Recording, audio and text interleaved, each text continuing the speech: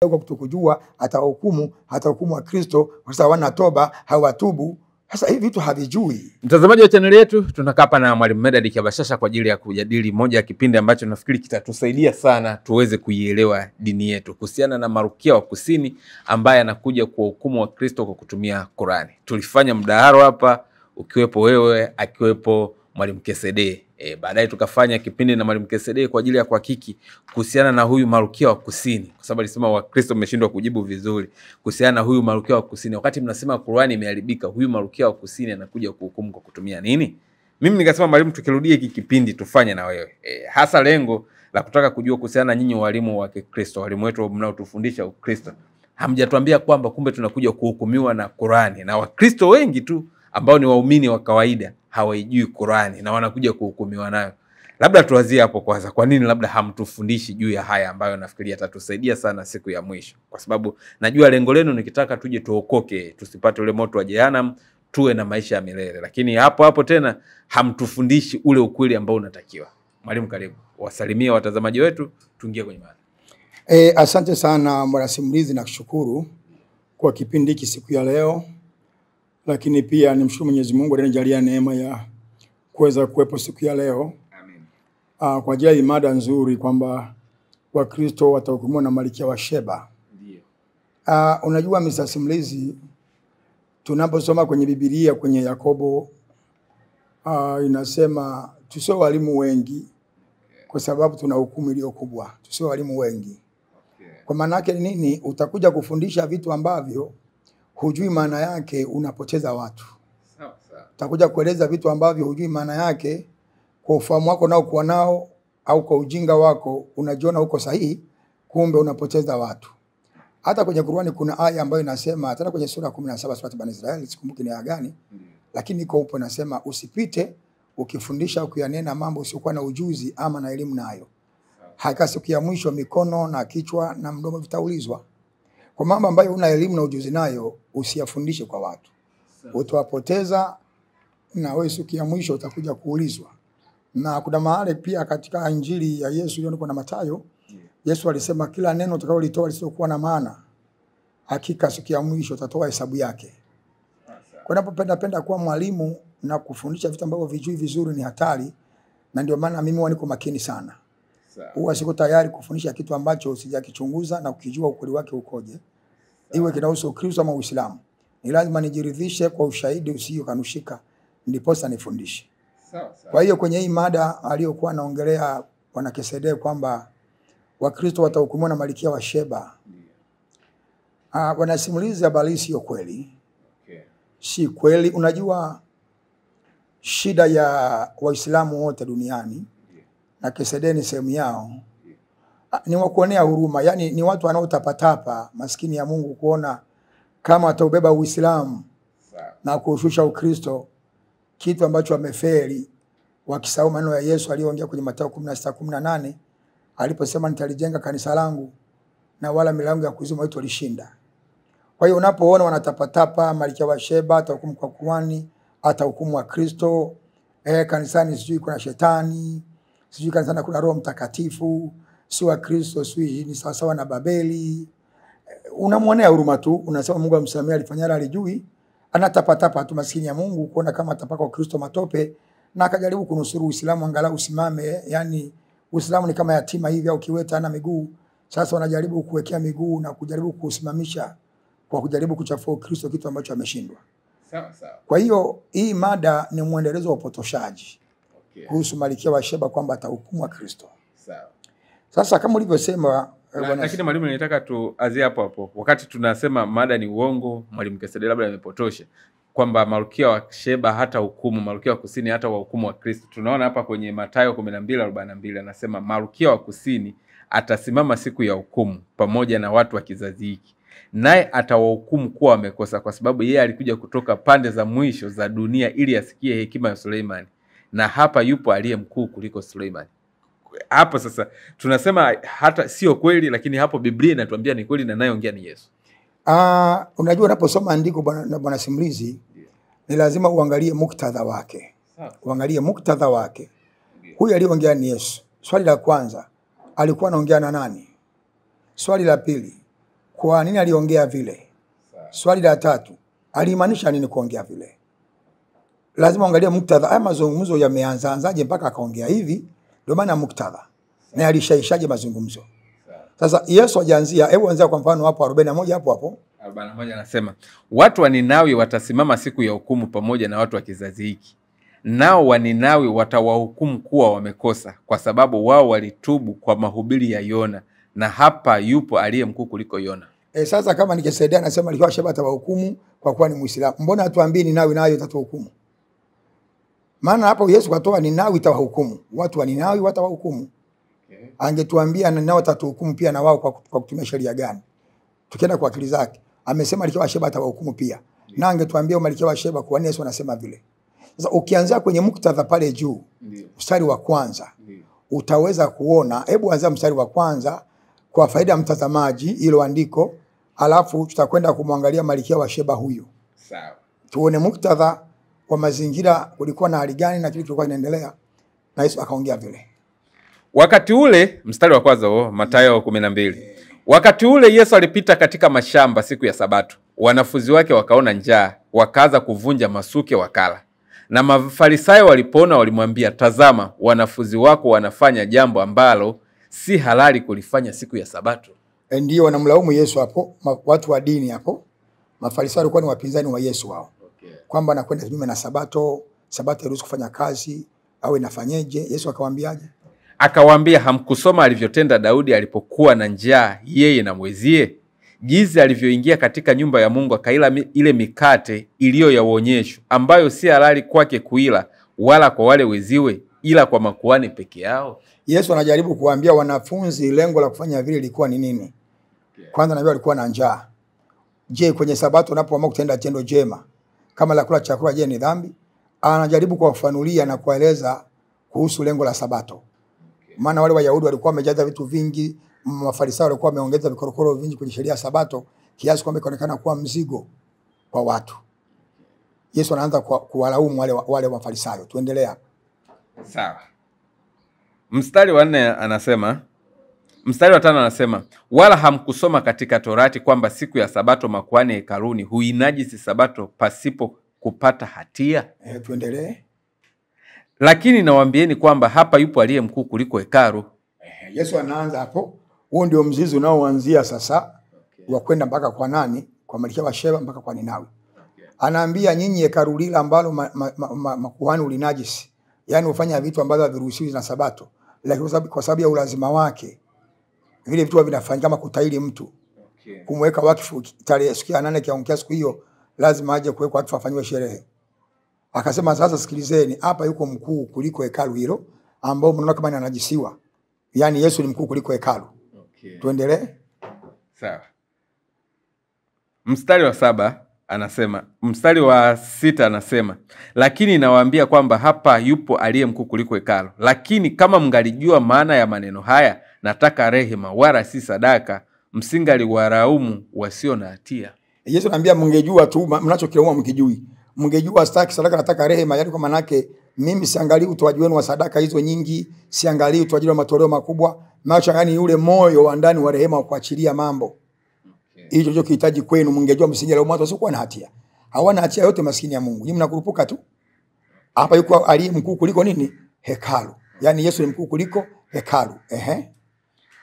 Kwa maana mwana wa Adamu ndiye Bwana wa Sabato. Akaondoka huko akaingia katika sinagogi lao. Na tazama tuende. Na tazama yumo mtu mwenye mkono umepooza, wakamuuliza wakisema, ni halali kuponya watu siku ya Sabato ili wapate kumshtaki? Tuendelee. Akawaambia, ni mtu yupi miongoni mwenu mwenye kondoo mmoja, na yule kondoo ametumbukia shimoni siku ya Sabato, asiyemshika kamopoa? Anawauliza wale mabwana, nyinyi mnapokuwa ni wanafiki, hebu semeni mna mifugo bwana? Ni nani ambaye ng'ombe akidumbukia kwenye shimo ameenda au ni nani ambaye siku ya Sabato afunguli ng'ombe wake kwenda kula? Kwa maana Sabato mchungaji usiende kuchunga, usifanye kazi ya kuchunga, funga ng'ombe akaenda unalia tu kutwa nzima nani? Ama wakati kwenye machungani kule ng'ombe akitoa taarifa kadumbukia kwenye shimo, atamwacha mpaka Jumapili kuja kumtoa? Hapana. Anawauliza wale watu wanafiki hao. Akasema, je, mtu ni bora kuliko kondoo mara ngapi? Basi ni halali kutenda mema siku ya Sabato. Kama mnamtoa ng'ombe kwenye shimo asife siku ya Sabato, Je, kumponya mtu kuna ubaya gani siku ya Sabato? Akasema basi ni halali kutenda mema siku ya Sabato. Kisha akamwambia yule mtu, nyosha mkono wako. Akaunyosha ukapona, ukawa mzima kama ule mwingine. Akamponya siku ya nini? Ya Sabato. Kwenye ndani ya sinagogi. Lakini wale Mafarisayo wakatoka wakafanya shauri juu yake jinsi ya kumwangamiza. Umeona walivyokuwa wamejaa jaziba wale watu wapinzani wa Yesu, Mafarisayo. Baada ya kumhurumia mtu, jamani kaponywa, wakashangilia na yeye wakafurahia. Wanapanga namna kumua Yesu, mponyaji wa watu. Kwenye sinagogi hilo. Naye Yesu hali akiyafahamu hayo akaondoka huko, na watu wengi wakamfuata, akawaponya wote. Akawakataza wasimdhihirishe, ili litimie lile neno lililonenwa na nabii Isaya akisema, tazama mtumishi wangu niliyemteua, mpendwa wangu, moyo wangu uliyependezwa naye. Nitatia roho yangu juu yake, naye atawatangazia mataifa hukumu. Endelea. Hata teta wala hata paza sauti yake, wala mtu hata sikia sauti yake njiani. Mwazi uliopondeka hata uvunja, wala utambi utoao moshi hata uzima, hadi ailetapo hukumu ikashinda. Endelea. Na jina lake mataifa watalitumainia. Wakati ule Wakati ule akaletewa mtu mwenye pepo kipofu. Mstari wangapi huo? Wa 22.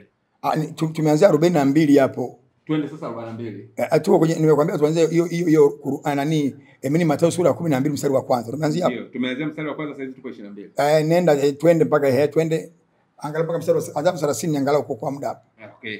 Sasa mstari wa 30 anasema, mtu asiye pamoja nami yu kinyume changu, na mtu asiye kusanya nami hutapanya. Endelea. Kwa sababu hiyo nawaambia, kila dhambi na kila neno la kufuru watasamehewa wanadamu, ila kwa kumkufuru Roho hawatasamehewa. Baada ya Yesu ametenda miujiza mingi. Ndio. Tunaanza mada yetu vizuri sana hapa. Okay. Wale watu wakasema Yesu anatenda, ukianza pale juu. Ndio. Shina kitu pale. Ndio. Wanasema Yesu anaponya watu, anainua viwete, anafua watu. Hizi nguvu anazotumia sio za Mungu, bali anatumia nguvu za mkuu wa pepo anaitwa Beelzebuli. Yes. Yesu akamwambia hivi, kama natumia nguvu ya pepo kutoa Beelzebuli, je, watoto wenu hiyo nguvu wanayotumia kutoa mapepo wao wanatumia nguvu gani? Kwa maana Beelzebuli iko kwangu peke yangu. Hao waneno mitume 12 nimewaagiza, viwete vipofu wamevitombea. Wametumia nguvu gani ya Beelzebuli? Okay. Okay. Ndo akasema, kwa sababu hiyo nawaambia, kila dhambi na kila neno la kukufuru watasamehewa wanadamu, ila kwa kumkufuru Roho hawatasamehewa. Na Yesu hapo juu ukisoma aliwaambia, mimi natoa pepo kwa chanda cha Mungu, kwa nguvu na uwezo wa Mungu. Nyinyi mnasema ni shetani. Okay. Ni Yesu anaanza kuwalaumu hao watu hao. Endelea. Naye mtu yote atakaye nena neno juu ya mwana wa Adamu atasamehewa, bali yeye atakaye nena neno juu ya Roho Mtakatifu hatasamehewa katika ulimwengu wa sasa wala katika ule ujao. Nguvu nayotumia kutoa mapepo, kuponya na kufua maiti ni Roho Mtakatifu. Sasa Roho Mtakatifu unamlinganisha na shetani, hiyo ni kufuru mbaya, hamna msamaha. Anawaambia wale viongozi wa kidini wa Kifarisayo waliopanga kumuua. Endelea. Mstari wa 33 anasema, ufanyeni mti kuwa mzuri na matunda yake kuwa mazuri, au ufanyeni mti kuwa mbaya na matunda yake mabaya, kwa maana kwa matunda yake mti utambulikana. Enyi wazao wa nyoka, mwawezaje kunena mema mkiwa wabaya? Maana kinywa cha mtu huyanena ya ujazayo moyo wake. Basi nawaambia, kila neno lisilo maana watakalo linena wanadamu watatoa hesabu ya neno hilo siku ya hukumu. Ndio nilikuwa nimetoa tahadhari toka mwanzo kwamba Yesu anaonya, ukinena lisilo na maana utatoa hesabu yake siku ya mwisho. Ndio kasema Waislamu na Kesedia kiwemo wamekuwa wanafundisha vitu ambavyo havijui, ambavyo siku ya mwisho utatoa hesabu yake. Kwamba aliyekuambia Malkia wa Sheba naye hukumu kwa andiko gani? Kama ukwelewa maana yake usingeuliza. Asiongee vitu ambavyo havijui. Endelea. Sawa. Kwa kuwa kwa maneno yako utahesabiwa haki, na kwa maneno yako utahukumiwa. Basi baadhi ya waandishi na Mafarisayo wakamjibu wakasema, Mwalimu, tunataka kuona ishara kwako. Ndio hapo tuone ishara inayothibitisha kabisa kwamba wewe kwa kweli wewe ni Bwana wa Mungu, ni Kristo. Tuone ishara kabisa ambayo tutakubali kwamba hii ndio yenyewe hii. Yaani uponyaji, kufua maiti hivi wete yao hajalizika bado wahuni hao. Akajibu akawaambia, kizazi kibaya na cha zinaa chatafuta ishara, wala hakitapewa ishara, ila ishara ya nabii Yona.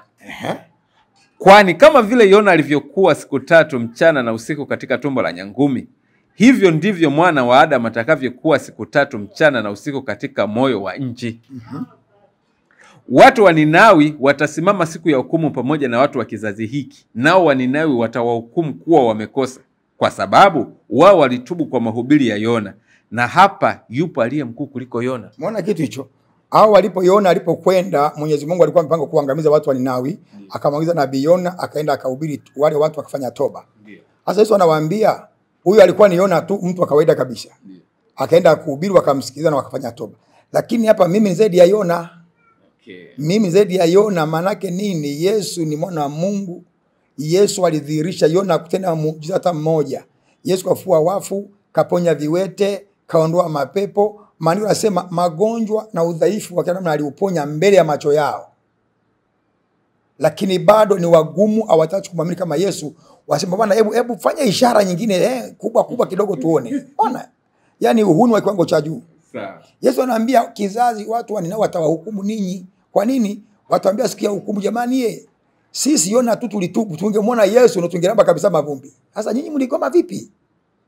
Miujiza yote, ishara na uwezo umeona kabisa, bado umeleta jeuri ya kumpinga pinga. Ndio maana andiko hilo.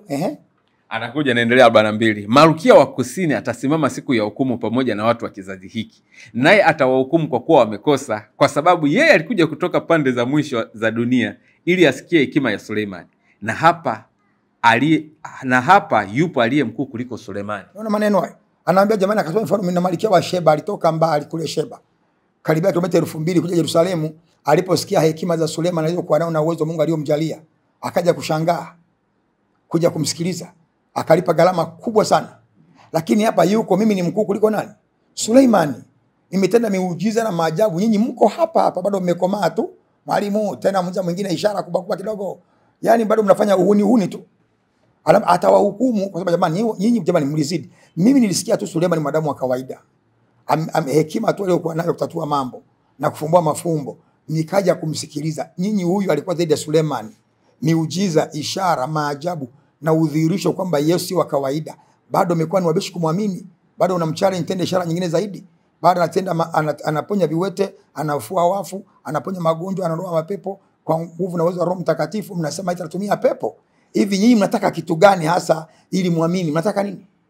Hiyo ndio maana andiko hilo, kwamba atawahukumu kwa siku ya mwisho, atawalaumu. Tena kuna sehemu Yesu alisema, anasema hivi, ole wako Bethsaida, ole wako Korazini, kitani Mathayo 24. Anasema miujiza ile yotendeka kwako, kama ingetendeka Sodoma na Gomora mpaka leo ingekuwepo.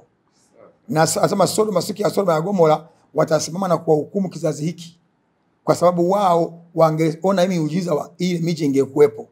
Lakini miji ile yote Bethsaida, Korazini, Galilaya, ndio hapo alikuwa maeneo ya Yesu. Kapernaum, Mgadaya, kwa bado mmekomaa, hamtaki tu. Mnasema mimi mlipoona mna la kusema, akasema ni kweli watu wameponya, tunakubali. Ni kweli mapepo yameondoka, tunakubali. Amefua, tunakubali. Ila anatumia nguvu ya shetani, sio ya Mungu. Hivi nyinyi mna ukafiri wa kiwango cha kutoka shetani mwenyewe sasa. Kwa Malkia atawahukumu, kwa maana yeye alikuwa kwa Suleimani tu kutoka mbali, ni mko karibu pale mnamkataa. Maana yake nini? Hiyo ndio maana ya Malkia wa Sheba atakuja kwa hukumu.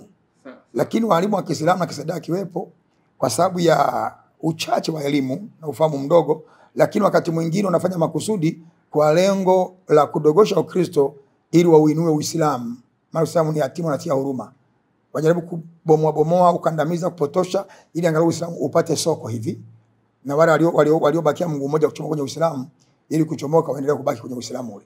Kwa hiyo ndio maana andiko hilo. Kwa Yesu aliposema kwamba Yesu alikusudia nini hasa aliposema Malkia wa Sheba hata hukumu kizazi hiki? Alikusudia kutufundisha nini hasa? Ulipomuuliza Kesedia akasema Yesu aliposema Malkia wa Sheba atawahukumu kizazi hiki, akasema alilenga imani, maana yake mtashuhudiwa kupitia Uislamu, kupitia Qur'an. Mwalimu muuliza kwamba Yesu alikusudia nini? Akasema mwalimu simulizi. Akasema bwana simulizi, alichokusudia Yesu hapa maana yake ni kwamba mtashuhudiwa kupitia Uislamu, kupitia Qur'an. Ni majibu ya kitoto na kichwa na miguu. Itakiwa aeleze nini Yesu alikusudia nini kwenye huu mfano aliofanisha, alikusudia kitu gani? Yesu alisema hivyo akiwasitoa Wayahudi wa kizazi chake waliokataa kumwamini na kumpokea kama Masihi, licha ya kuona miujiza, mafundisho na ishara nyingi alizozifanya. Kwamba yule tu Suleimani akafanya ishara yoyote ile, hekima tu, akaja kumsikiliza. Mimi zaidi ya Suleimani aliyofanya, kibado mmekomaa kuniamini. atawahukumu kwamba nyinyi jamani, nyinyi mlikuwa ni wapingaji wa kiwango cha kutisha. Hiyo ndio maana yake. Malkia wa Sheba hakuwa Myahudi wala hakuwa mtu wa Torati. Alisafiri umbali mrefu kumsikiliza Sulemani mwenye hekima. Lakini ninyi ni watu wa Israeli, mnayo hekima kuu zaidi. Hebu soma Wakorintho wa kwanza 1:24. Wakorintho wa kwanza 1:24. Mnayo hekima iliyo zaidi ya hekima zote, ambaye ni Yesu mwenyewe. Sawa. 28 anasema bali kwa wao waitwao Wayahudi, kwa Wagiriki ni Kristo, nguvu ya Mungu, ni hekima ya Mungu. Unaona? Rudia vizuri hapo. Naanzia 23. Bali sisi tunamhubiri Kristo aliyesulubiwa. Kwa Wayahudi ni kikwazo na kwa Wagiriki ni upuuzi. Bali kwao waitwao Wayahudi, kwa Wagiriki ni Kristo, nguvu ya Mungu, ni hekima ya Mungu, kwa sababu upumbavu wa Mungu una hekima zaidi ya wanadamu. Anakuambia kwamba Kristo ni hekima ya nani? Ya Mungu. Ni zaidi ya Sulemani. Nyinyi mmekataa kumwamini pamoja na ishara na miujiza yote aliyoitenda. Maana yake ni nini? Siku ya mwisho mnangoja nini? Mnangoja hukumu. Hiyo ndio maana yake. Yesu hakumaanisha kama Malkia wa Sheba ndiye atakuwa mtoa hukumu siku ya mwisho. Bali kwa matendo yake ya imani yatakuwa hukumu ya kulinganisha juu ya kizazi kisicho na imani. Sawa. Sasa mimi nataka tubaki hapo kwanza kwa Malkia wa Sheba ambaye ndo atawahukumu. Atawahukumu kwa kitabu gani? Malkia wa Sheba alikuwa dini gani? Hapo ndipo ambapo hasa alikuwa anasimamia Mwalimu Kesede anaposema kwamba kwa nini alitajwa Malkia wa Sheba? Kwa sababu kwanza yeye mwenyewe dini yake ni Uislamu na kitabu atakachokuja kutumia kuhukumu ni Qurani, na kwa kuonyesha wakathibitisha Uislamu wa pale Yemen jinsi gani ilivyokuwa na kwa nini Malkia anatoka Yemen, na baadaye akatoa na ushahidi kutoka kwenye Qurani ambao nitakusomea hapa. Iko hivi, kwanza aliyokuwa akisema kwamba Malkia wa Yemen akatajwa. Ndio maana nimekuambia hivi, shida ni kwamba Kesede elimu yake ni ndogo sana. Anapenda kufundisha lakini uwezo huo hana. Kazi yake ni kupotosha maandiko ambaye hajui maana yake. Tumeangalia hapo Yesu alitolea mfano wa kuhukumu, sio Malkia wa Sheba tu. Kaongelea pia watu wa Ninawi. Mbona huko hajaongelea Kesede? Ina maana hajapaona hilo andiko. Mstari 41 hajaona. 10:41 hajaona kwenye Mathayo hapo. Ameona. Hukumu tunajua hapo wengi hata wanafunzi wake walivyomuuliza sisi tutapata nini, akasema mtakaa katika kuhukumu kabila 12 zaidi. Yeye anachokidai kwamba kwa sababu ni Muislamu, na si kweli. Malkia wa Sheba wala kwa Muislamu. Haya ni madai ya uongo. Malkia wa Sheba wala hakuwa nani? Wala hakuwa Muislamu. Alitoa ushahidi alikuwa Muislamu. Wapi? Hapa kutoka Qurani. Ngoja ilikuwa Qurani ngapi? Qurani 27:44. Ndo aliponisomea akatoa ushahidi kwamba kwa nini amesema Malkia wa Sheba ni Muislamu na kwa nini atatumia Qurani. Hiyo najua tu moja kwa moja kwa sababu kama Muislamu lazima atatumia Qurani. Lakini alitoa hiyo 27:44. Ngoja nisome hapa ili tujibu kitu alichokiongea yeye. 27:44. Sawa, mstari wa 44 anasema akawaambia aliingie behewa la hili jumba, alipoliona alidhani ni maji, na akapandisha nguo mpaka kwenye miundi yake. Suleimani akasema hakika hilo ni behewa lililosakafiwa kwa vioo. Akasema Malkia, Mola wangu mlezi, mimi nimejidhulumu nafsi yangu, na sasa nanyenyekea pamoja na Suleimani kwa Mwenyezi Mungu, Mola mlezi wa ulimwengu wote. Kwamba huyu alienda kusilimu kwa Suleimani, na hapa ndo akatoa ushahidi huu. Hiyo ndio mpaka sema hivi kuna ushahidi kusilimu hapo. Alisema ananyenyekea. Kwa hiyo kunyenyekea ni kusilimu kwa sababu mnyenyekevu ni Muislamu. Sasa tunaposema kunyenyekea maana yake ni kusilimu. Kwa hiyo tunapoona mbwa ananyenyekea bosi wake ni Muislamu. Unapoona ng'ombe au mbuzi ananyenyekea bosi wake ndio shasilimu tena hivyo. Iko hivi, wala usumbuke, hizi habari za uongo. Tumeona mara nyingi iko hivi. Uislamu umekuwa na tabia kusilimisha marehemu. Hiyo yote ni kujaribu kujibrandi uonekane Uislamu ni imani iliyokuwepo toka zamani. Na kuna vitabu vya hadithi sikuja navyo Mkweli Mwaminifu. Kuna hadithi Muhammad anasema hivi, mtu yeyote hawezi kuwa Muislamu sharti afuate yale niliyokuja nayo mimi Muhammad. Mtu yeyote hawezi kuwa Muislamu sharti afuate na kufundisha yale ambayo nimekuja nayo mimi Muhammad. Kwa Uislamu ulianza na Muhammad mwaka 670. Wala kabla hapo Uislamu haukuwepo. Sawa, lakini pamoja na hilo si tunaweza tukasema hapo kwamba mtu yeyote hawezi kuwa Muislamu mpaka afate yale ambayo anafundisha mtume, na yale ambayo anafundisha mtume si kuna mitume kabla yake waliyafundisha. Kwa hiyo kama kuna mitume ambao walifundisha yale ambayo anafundisha yeye, maana yake hao nao ni Waislamu. Muhammad aliyofundisha wala mtume kuyafundisha. Yeye alikuwa mafundisho yake tofauti kabisa. Unajua ngani nikupe siri moja. Muhammad ni mtume na nabii wa uongo, japo sio mada yetu sana hiyo. Kwa sababu msingi wa mitume na manabii wote walitabiri Yesu na waliwaelekeza watu wote waende kwa Yesu.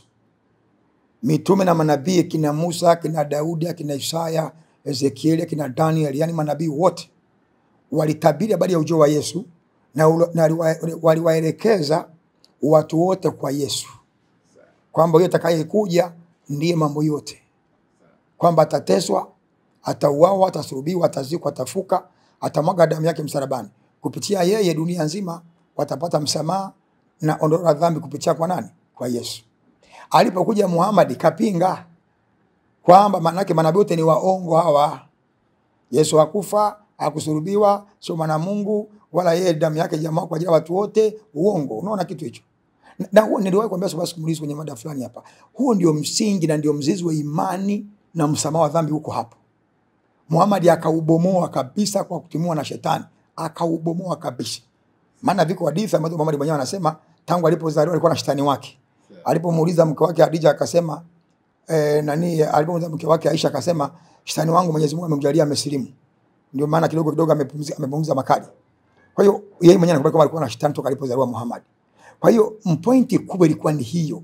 Mzizi wa wokovu na msamaha wa dhambi na simulizi ilikuwa ni Yesu akapokuja dunia nzima imwangalie yeye, imkiri yeye, ipate msamaha kupitia yeye. Muhammad kaja akabomoa akakataa. Kasema hapana, mimi ndio kwa ulimwengu mzima, Yesu hamna. Na hajafa, hajasulubiwa wala hajafufuka. Maana manabii wote waliotabiri anaona ni waongo. Wale mitume wanaita wazungu nasema ni witness eyes. Yaani wale mitume wa Yesu walioona kina Mathayo, kina Marko, akina Luka, wale walioona kina Yohana. Wanasema tuliyekaa na Yesu, tukana naye tukamgusa, tukapiga naye story, na alipozikwa kafuka tulikaa naye siku 40 akatokea tukapiga naye story, tukala msoso wa mwisho na yeye, baadaye akanyumba tunamuona malaika tuambia mlipomwona Yesu akienda mbinguni atarudi hivyo hivyo. Muhammad kaja kusema wote ni waongo. Kaja kupinga waliokuwa na Yesu. Yeye miaka 600 karibu 700 nyuma anakuja kuongea mambo hayo. Kwa hiyo Uislamu umetoka na Muhammad kwa lengo la kupoteza watu. Sawa, mwalimu, naona tunaenda mbali sana. Turudi sasa kwenye mada yetu. Huyo Malkia wa Kusini atakuja kuhukumu kwa kitabu gani na yeye alikuwa dini gani? Kwa sababu kwenye Uislamu tunamtoa na Qur'ani tunaitoa kwake. Sasa tuangalie yeye mwenyewe alikuwa dini gani na anakuja kuhukumu vipi? Na ndio nimekuja hapo kwenye mada, sikutoka nje mada sana, kwamba Muhammad hakuwa Muislamu. Kwanza Qur'ani haikuwepo. Na ndio maana ulimuuliza kesede hivi. Malkia hakuwa Muislamu. Sijui kachanganya hapo kwamba uliposema Muhammad alikuwa yani Malkia hakuwa Muislamu. Kwa sababu Uislamu kaja nao Muhammad. Na Malkia alichakufa zaidi ya miaka 1400 iliyokuwa imepita. Wala Muhammad hakumjua wala na mpango na yeye. Kwa hiyo tukasema kwa Malkia wa Sheba hawezi kuja kuhukumu mtu kwa maana hukumu ya watu wenda peponi wenda jehanamu ya moto. Hapana. Tulisema hukumu ya kuhukumu ni kuambia nyinyi, mimi nilikuja kwa ajili ya Suleiman ambaye alikuwa mtu wa kawaida tu, lakini hekima ikanivuta. Ila nyinyi sasa mnakuaje mnagoma kumwamini Yesu aliye Mwokozi? Na habari ya Malkia inapatikana Wafalme wa kwanza ile sura ya 10. Soma Wafalme wa kwanza sura ya 10 mstari wa kwanza hadi 13, naona jinsi alivyokuja Malkia wa Sheba. Kwa watazamaji wetu, Malkia wa Sheba unapata habari zile kwenye Wafalme wa kwanza sura ya 10. Kwanza mstari wa kwanza ule mpaka mstari wa 13, na pia Nyakati wa pili sura ya 9 mstari wa kwanza hadi wa 12 unapata habari za Malkia wa Sheba pale. Kwa Yesu hakumaanisha Malkia wa Sheba ndiye atakuwa mtu wa hukumu, bali kwa matendo yake ya imani atakuwa hukumu ya kulinganisha juu ya kizazi kisicho na imani. Ndio maana yake. Hakuwa na maana tu hukumu siku ya mwisho, wewe jamani nendeni jehanamu, wewe njoo peponi, hapana. Hiyo ndio ilikuwa maana yake. Yesu hakumaanisha Malkia wa Sheba ndiye atakuwa mtu wa hukumu, bali kwamba matendo yake ya imani kutoka kule mbali kumfuata Suleiman yatakuwa hukumu ya kulinganisha juu ya kizazi kisicho na imani, ambacho Yesu alikuwa pale pale, alitenda miujiza na ishara nyingi kwamba Mungu yuko na yeye, bado akamkataa. Hiyo ndio maana yake. Alicholenga Yesu pale, hata watu wa Ninawi vile vile walitubu kwa ajili ya mahubiri ya Yona. Watawahukumu kwamba sisi tulituma ubira siku moja tu, nyinyi Yesu amekaa nyinyi miaka 3 bado mmekomaa tu. Nyinyi mmezidi ubishi. Hiyo ndio maana yake. Sasa Malkia hawezi kuja kumhukumu mtu, na wala Malkia kwa Muislamu, lakini pia akaongelea habari ya Sheba kwamba Sheba ni Yemeni na nini, Yemeni kuna Waislamu Yemeni. Unajua kuna mtu anaviongea unasema huu ni ujinga ambako, na kama wanaomsupport, unajua aliwahi kuongea Nyerere hivi, kama mjinga na wewe unajua ni la kijinga alafu unamkubali, wewe unakuwa ni mjinga mara mbili kuliko yeye. Kwa kama watu wanaosupport, huwa naangalia comment pale, sisi za Waislamu wale, Keseleni mwalimu kiboko na nini. Mwekezana najua maandiko anatisha kabisa. Kwa hiyo nikagundua Yesu alivyosema kwamba kipofu akimwongoza kipofu wote ni wapi? Shimoni. Kwa huyu Malkia wa Sheba ilikuwa ni wapi? Huyu Malkia wa Sheba alikuwa ni mtawala. Sheba ilikuwa ni wapi? Sheba. Na baadaye tuje kuangalia. Kwa hiyo Malkia alikuwa mtafutaji wa hekima ya Mungu, alitumika kama mfano wa mtu asiye Myahudi ambaye alitamani ukweli wa Mungu, tofauti na Wayahudi waliomkataa Yesu. Wale waliokuwa mbali walitafuta ukweli, lakini wale waliokuwa karibu walipuuza ukweli huu ambaye ni Yesu akamkataa. Hiyo ndio maana malipotwa kwa hukumu. Sasa huyu Malkia Sheba ni wapi? Maana kabla mwalimu hatujafika Sheba ni wapi, dini yake, kuhusiana na dini, au labda tungejibu kwa kifupi. Je, Wakristo wanakuja kuhukumiwa kwa kitabu gani? Hata kama hawahukumu Malkia wa Sheba, hata akiwa wale wanafunzi wake yeye mwenyewe Yesu au nani. Je, Wakristo wanahukumiwa kwa kitabu gani? Kwa sababu Malkia wa Sheba tumesema sio Muislamu, labda tunaweza tusijue dini yake, au labda hata tukajua dini yake ni dini gani. Je, tutahukumiwa kwa kitabu gani? Ndio maana kwa anakuja hapo kwamba tuangalie Wakristo watahukumiwa na nini, Qur'ani, Biblia, watahukumiwa na Malkia wa Sheba au Yesu, na kwa nini sio Wakristo watu. Sawa, basi malizia kwanza pointi yako. Yaani alipokuwa anaongea Kesaide kwamba Wakristo watahukumiwa, hapana. Yaani dunia nzima wanadamu wote watahukumiwa na Yesu. Tuangalia maandiko hapa. Sawa. Kwa Sheba ilikuwa ni wapi? Sawa. Sheba ulikuwa ni ufalme wa Ethiopia ambao ulitawala maeneo makubwa ya mashariki mpaka Yemeni. Ilikuwa under control of Ethiopian. Yaani ilikuwa iko chini ya utawala wa Malkia wa Sheba. Alikamata nchi nyingi Yemeni na nchi nyingine nyingi ambazo ni za Arabuni zilikuwa chini ya utawala wa nani? Utawala wa Sheba. Zilikuwa chini yake Malkia. Makao makuu ilikuwa ni Ethiopia. Kwa sababu sema Sheba ni Ethiopia, tuko sahihi. Ni utawala wa Ethiopia. Na hata ukienda kugugu, ukaenda sasa hivi ni mambo ya kuwazi mitandao, watakwambia kwamba Sheba ni nini, ilikuwa watakuja vizuri sana kila kitu. Kwa ilikuwa ni ufalme uliotapaka mpaka Yemeni, ilikuwa ndani ya chini ya uongozi wa nini, na ndio maana sasa mwenyewe alikubali kwamba walipigwa mara mbili wale wa Yemeni wakawa chini ya utawala wa nani? Wa Ethiopia. Alikubali mwenyewe Kesaide. Kwa sababu sikia Malkia wa Sheba alikuwa ni mtawala wa Ethiopia, ambaye huyu mama alikuja kuolewa na Sulemani. Akaja kuzaa naye watoto ambaye leo wako Ethiopia wanaitwa mafarasha, ni Wayahudi mafarasha, na Israeli na watambua. Na Waislamu wanajua hilo. Na dini yao ni dini ya Kiyahudi. Kitabu chao ni Tanaka. Wana masinagogi, yani utaratibu ule ule. Na Wayahudi wanawatambua. Wengine weusi kama mimi, lakini Wayahudi wanawatambua. Kwa hiyo alikuwa pale. Kwa Sheba ilikuwa ni Ethiopia, ama utawala wa Ethiopia. Uliitwa Sheba. Sasa huyu alikuwa Muislamu, nimeshaeleza vizuri sana. Na dini yake hatuelezwi, kwa sababu yeye kipindi kile alikuwa anaabudu masanamu, yani aliyekuwa nje na Israeli wale wote walikuwa wanaabudu miungu mingine ya uongo. Ila Biblia haijatueleza kwa kina mwelekeo wake jinsi ilivyokuwa. Kwa hiyo nishaeleza kuhusu Uislamu, ulikuja juzi tu baada ya Muhammad kuanzisha mwaka 600 na kitu hapa. 610. Wala si kwamba ulikuwepo kabla hapo, si kweli. Japo Uislamu ulikuwa na madai mengi, wanashupaza shingo, Uislamu ulikuwepo toka Nabii Adamu. Hiyo yote maskini ya Mungu, wao wanatia huruma yani. Ni kujaribu kubeba Uislamu kuupa miguu angalau uonekane ya Mwenyezi Mungu ilikuwepo. Kwa sababu hata Suleimani mwenyewe tunaambiwa kwamba alikuwa ni Muislamu, alikuwa ni nabii wa Mwenyezi Mungu, na ndio maana wanasema alimsilimisha huyu Malkia wa Sheba. Ndio maana nimekwambia hivi, wanasema kuanzia Adam alikuwa Muislamu, Daudi, Musa mpaka Yesu ndani alikuwa Muislamu. Hiyo ni Waislamu wanatia huruma maskini ya Mungu. Ni kujaribu Uislamu kuhalalisha, upate uhalali kwamba ulikuwa dini ya Mwenyezi Mungu, na manabii wakubwa walikuwa kwenye Uislamu ule. Hiyo ni kutapatapa maskini ya Mungu. Usije ukashangaa baada ya miaka 200 mbele wakakwambia Trump alikuwa Muislamu, George Bush alikuwa Muislamu, yani au Kiabashasa alikuwa Muislamu. Wanajaribu maskini ya Mungu karibu watu kwa danganya ili waamini kwamba Uislamu ulikuwepo. Ni uongo. Hawa wa Israeli dini yao ilikuwa ni imani ya Mungu mmoja aliyekuwa ni Jehova, aikaitwa baadaye Judaism. Ilikuwa imani yao na walikuwa na sheria na magano yao walioagana na Mungu. mlima Sinai. Sasa kama ni hukumu siku ya mwisho, anasema Wakristo tutahukumiwa na Malkia wa Sheba, si kweli? Kabla tujafika hapo, nataka kujua kwamba sasa Yesu alimwona Malkia wa Sheba ni mmoja wetu, kwa sababu yani tuseme ni mmoja wa watu ambao wametii, ni watu ambao wamefuata imani ya kweli Mwenyezi Mungu, na wale watu wa Ninawi ambao walimkubali aliona ni watu. Kwa hiyo ni kama aliona ni watu wake, yani maana yake wanaenda dini moja na yeye. Tusiongelee Malkia wa Sheba tu, nimesema tuanze watu wa Ninawi. Ndio. Kwamba hizo tuseme mifano miwili, watu wanao tawahukumu. Yeye point yake alikuwa anafundisha ni jinsi walivyoonyesha juhudi ya kutoka mbali kuja kusikiliza hekima tu ya kawaida ya kibinadamu. Lakini Yesu aliye zaidi ya hekima yuko pale, anakataa kumwamini. Anasema atawahukumu kama mimi nikuja kufuata kitu hicho cha kawaida. Nyinyi Yesu sio wa kawaida, mlimkatalia. Nyinyi mnastahili kwenda jehanamu ya moto. Hiyo ndio point yake. Hiyo ndio alikuwa analenga Yesu hapo.